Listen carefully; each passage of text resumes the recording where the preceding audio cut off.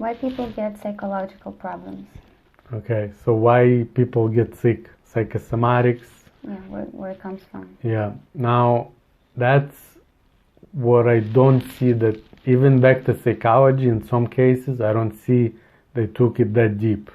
There is a guy teaches this in Russian, but I still see they didn't really talk about what we're going to talk right now. Now, the biggest problem if you go to psychologists, they have most of the psychologists that I see, and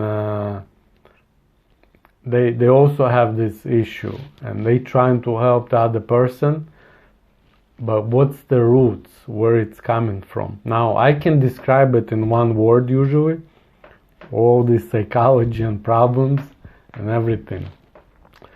And when I ask them, maybe deep down they know, but they don't want to really talk about that kind of openly, because sometimes they don't want to confess completely, especially in front of other person. So something is really that person don't want to say and confess, but it's fear. And person really even scared to say that he has those fears. Now, what fears puts stress on you. Let's say you're scared to lose your job, or you're scared to lose your partner. Or I had recently conversation with a girl.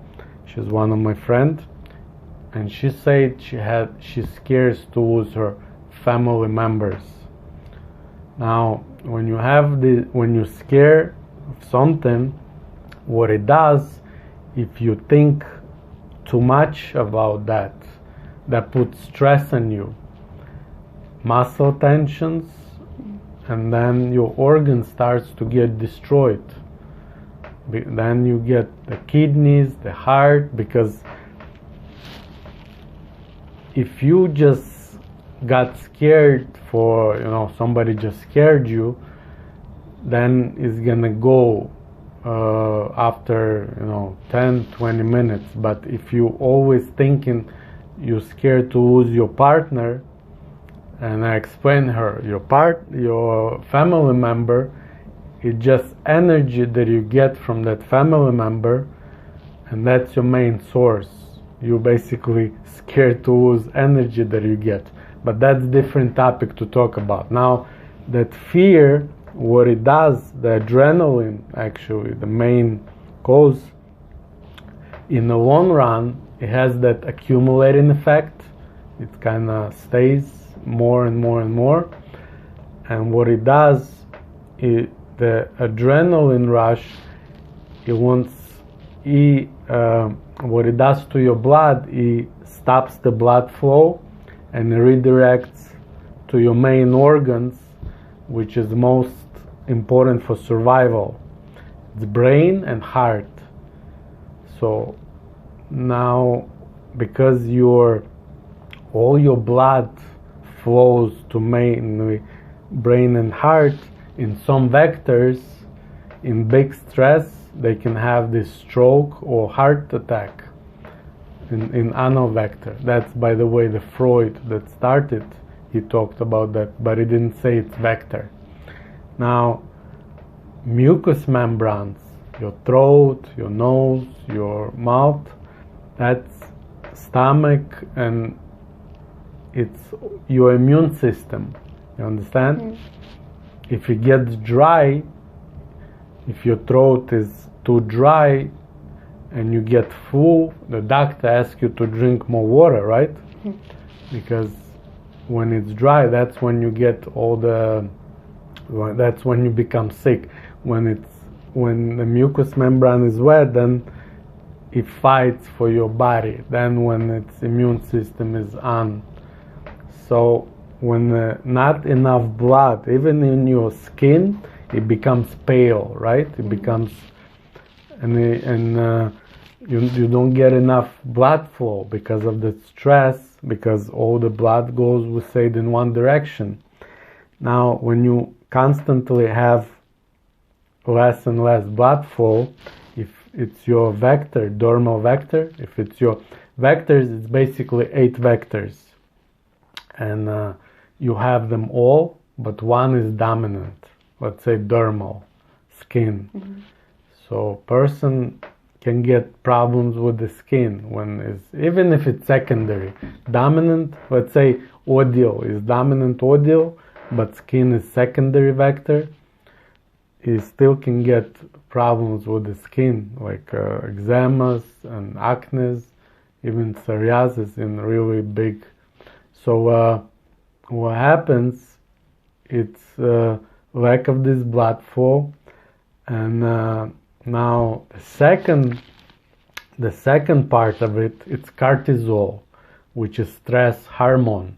When you're in stress, that's what your body produces. Now cortisol, I see people, even psychologists, talking about that. It's not good, it destroys your body, but it's good for your body, but in certain doses, in small doses. Because when you exercise or sex and all that triggers cortisol as well, but small dose that you control. When you exercise and you get cortisol, it's okay. But big dose of the big stress, when you're really in big stress, when person has, let's say, allergic to nuts, peanuts, Mm-hmm. and he gets an allergy reaction, his body starts to kind of fight with that, right? He gets that allergy reaction that sometimes it's really serious, right? His face becomes what do you call it?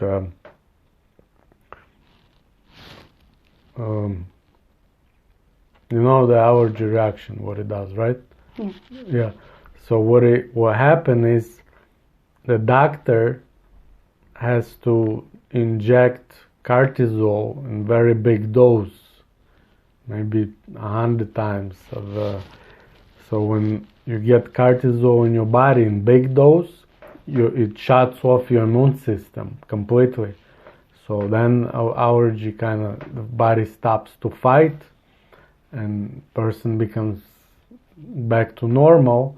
But that's what big dose of cortisol, it shuts off your immune system. You become sick all the time. So whether it's COVID, flu, or anything else, the person will get sick.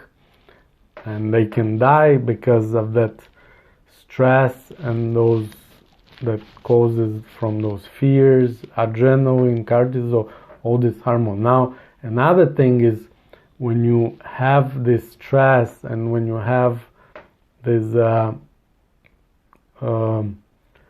you can say negative, it's not negative hormones, it's also important, but still you cannot feel endorphins because all these oxytocin,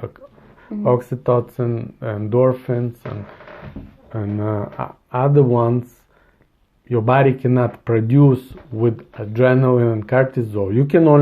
Your body can do only one thing at a time. In the universe, you can only go with one flow. You can drive only with the flow or against the flow. You drive only through traffic or against the traffic. There is no both. So all your body produces endorphins, oxytocin, and dopamine, and all your body produces cortisol and the rest of those hormones. So that stress causes fears. That's what they need to that's what they have to get rid of it. I mean, that's what psychologist has to do, because just talking to a person about his issues, in some cases it will help, but in small case, if person doesn't feel really good, it might help, because your subconscious, whatever you maybe have like from childhood, some problems, you bring it to consciousness, it might help in some situations, but not in the big problems like skin issues, arrhythmia, or autism is not gonna help. Now, autism, it's even it's a different topic to talk about, but all this talking to psychologists is not gonna do anything. Small things, sometimes person needs to, just talk to somebody. For example, somebody wants to jump off the bridge, and he stands and is ready to jump, and somebody passes by, and he comes to him. Excuse me, sir. He's like, yeah, what happened? Do you have a cigarette? No, I don't. Do you know what time is it? Time? No, I don't have watch. Okay, I see. All right, thank you. He left. That person maybe already doesn't want to jump. He just needed to talk, you understand? So now he changed his mind. He's like, let me go get some cigarettes. But if he didn't talk maybe to that person, he might jump.